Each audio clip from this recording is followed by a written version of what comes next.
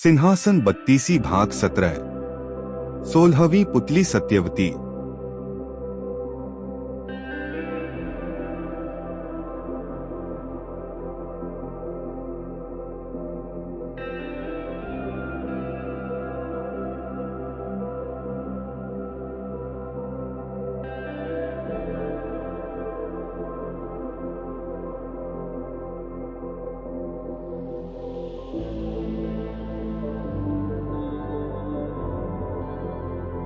पिछले भाग में हमने सुंदरवती को सुना, जिसमें विक्रमादित्य द्वारा वर व वधू को आशीर्वाद देकर सेठ को चमत्कारी घोड़े और रथ को उपहार में दान करते हुए देखा। अगर आपने 16वें भाग में विक्रमादित्य को ऐसा करते हुए नहीं देखा तो ऊपर आई बटन तथा नीचे डिस्क्रिप्शन में दिए गए लिंक पर क्लिक करके देख सकते हैं। तो आइए आज जानते हैं 16वीं पुतली सत्यवती की कहानी। राजा विक्रमादित्य के शासनकाल में उज्जैन नगरी का यश चारों ओर फैला हुआ था।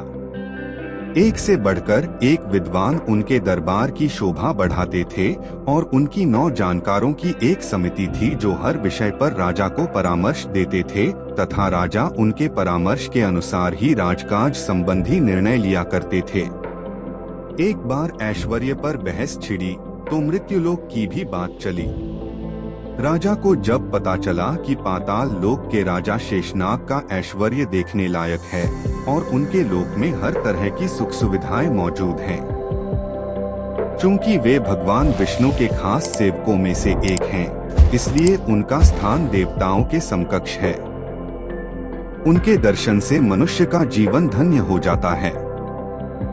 विक्रमादित्य ने सशरीर पाताल लोक जाकर उनसे भेंट करने की ठान ली।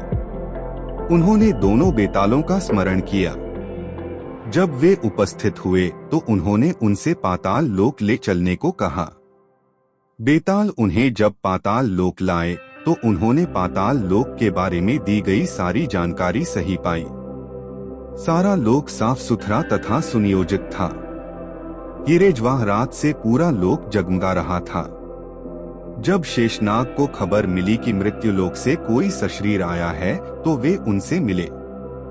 राजा विक्रमादित्य ने पूरे आदर तथा नम्रता से उन्हें अपने आने का प्रयोजन बताया तथा अपना परिचय दिया।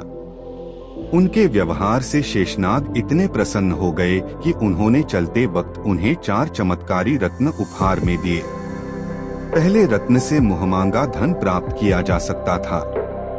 दूसरा रत्न मांगने पर हर तरह के वस्त्र तथा आभूषण दे सकता था। तीसरे रत्न से हर तरह के रथ, अश्व तथा पालकी की प्राप्ति हो सकती थी। चौथा रत्न धर्म कार्य तथा यश की प्राप्ति कर सकता था।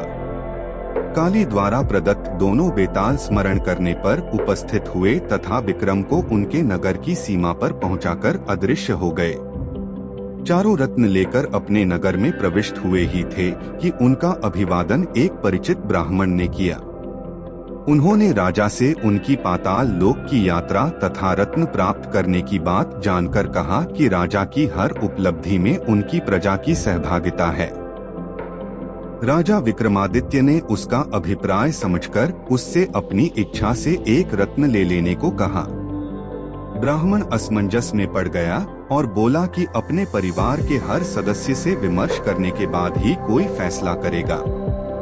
जब वह घर पहुंचा और अपनी पत्नी, बेटे तथा बेटी को सारी बात बताई तो तीनों ने 3 अलग तरह के रत्नों में अपनी रुचि जताई।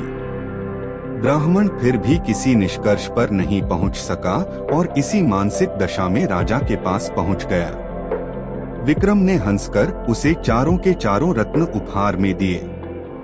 अगले दिन 17 पुतली विद्यावती ने सुनाई कथा, जिसमें विक्रमादित्य ने एक ब्राह्मण दंपत्ति के सुख के लिए हवन कुंड में एक एक करके अपने सभी अंगों को अर्पित करके शिव को प्रसन्न किया।